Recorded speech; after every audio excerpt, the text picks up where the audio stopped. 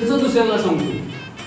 लक्षात आलं लेखक म्हणजे काय करायचं आहे. तुम्ही एखादी गोष्ट वाचली, 5वीला मुलं आहेत पण नुसती, मग 5वीमध्ये एक धडा आहे बघा, ते कारखान्याची गाडी वगैरे बघा, काय नाव त्याचं, कठीण समय नाही, कठीण समय येतात.